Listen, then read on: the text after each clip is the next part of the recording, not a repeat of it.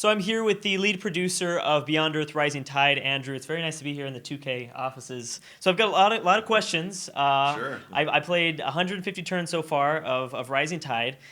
So the first thing I just want to jump into is diplomacy. Oh Absolutely. my goodness! And the thing is, like, you guys, I didn't realize how much you didn't actually really show at E3. Like, No, it's yeah. so much deeper than that, and I love it. Like, one thing that stood out to me was the tiers to unique abilities that each civ has, Right. where you can spend this like diplomatic points to increase that unique ability. Sure, yeah. So traits are really what we call it's kind of the foundational block of the new diplomacy system. So traits are a package, and every leader has their one unique trait. That's kind of like the bonus that you would get for choosing that leader in the base game. Now you get this character who has their unique trait. No other leader can get it. And like you said, that trait comes with a couple of things. The first of those is the perks that they get. Whether it's African Union, they still get a bonus to their food growth, just like they did in the base game. Yeah, no, it's so much fun. And another new feature of diplomacy was the whole like relationship with AIs. Not only do you have a whole new thing with the AI, but you can check on other AIs' feelings towards other AIs, Right. and that's great to see. So there was 5 categories. You can war. You can be like in a warring relationship, sanction, neutral, and then it's cooperative and an alliance. And that's like in Civ 5, I always wanted to be able to say that was an alliance. It was like always declared as like a friendship. It's so nice to have an alliance. So Yeah. can you go into how relationships will work and develop into Beyond Earth? Sure. So I think part of it is that relationships, we wanted to make sure that you understood why you could or couldn't make a relationship change. Or if a Civ made one with you, you understood why they made it with you. And that's all kind of governed by the fear and respect system. Yes. So those are 2 new values that you can see. And you can see them for every Civ, including the other AI, and you can see why they change. So the respect is going to be based off of the traits that they have and what actions you take. So the African Union, like I mentioned, they have traits that care about food. And that means that if you have a really strong food generation, they're going to be like, hey, good job. Yeah. The Yep. respect for you goes up. If yours is really bad, they're going to say, no, that's not so good. And you get these little messages we call communiques that are going to clue you in to how they're feeling. And you'll see the respect will start to grow or shrink over time. And eventually you'll hit different thresholds. And when you hit these thresholds, you can initiate a relationship change, or sometimes they will. And you can say, okay, you know what, we've been neutral. Let's be allies. Yeah. And you have to have like a really good relationship or a lot of fear, like to Oh, yeah. scare them into it. Yep. It's really, really good.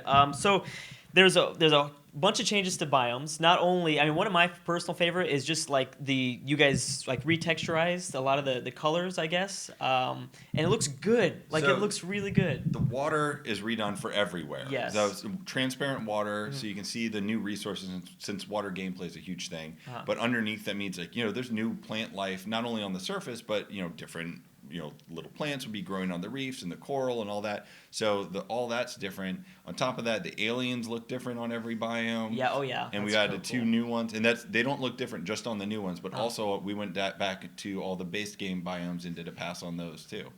Yes, and I think that you guys did a rehaul, almost a rehaul of the quest system, and I like that because I think that with the base BE there was like you would see the same quests within Right. every campaign, but that doesn't seem to be the case anymore with Rising Tide. Like, depending on what you discover. Right. So we expanded on some of the quests that already existed. So we Yes. made narrative variants of all the building quests. So you're still going to get a quest for building a vivarium or whatever you built, but now it's going to have a different story attached to it. So and you'll be sort of random which one you get. So not every game has the same story behind it. We've added new kinds of quests we call them chain quests, where it's like you complete a quest and then maybe 20 or 30 turns later you get the other part of the quest, and it carries the same story forward. So I guess my last question, because I didn't get to experience too much, but I only got 150 turns. Can you tell me about late game? Because that's where I think that I mean, the beginning of the game is so exciting because there's just so many new directions to go with.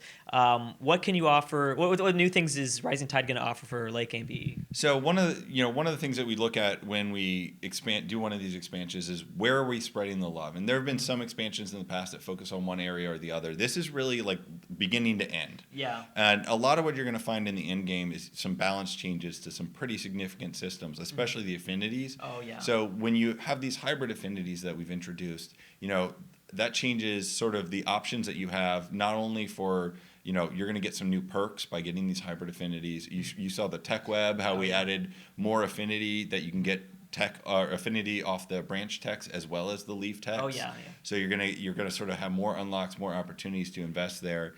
And as you do that, we balance all the affinity gain where the affinity victories lie. So it's not, one isn't a lot easier than the other or anything like that. So they're all going to be a little bit more even keel. And you're going to get you can get the hybrid affinity units, which some of these have really cool, unique powers, unique abilities that base game units just didn't exist. Support actions and buffs and debuffs and that kind of stuff. And that's going to change, not just for domination players, but for your everybody. Everybody.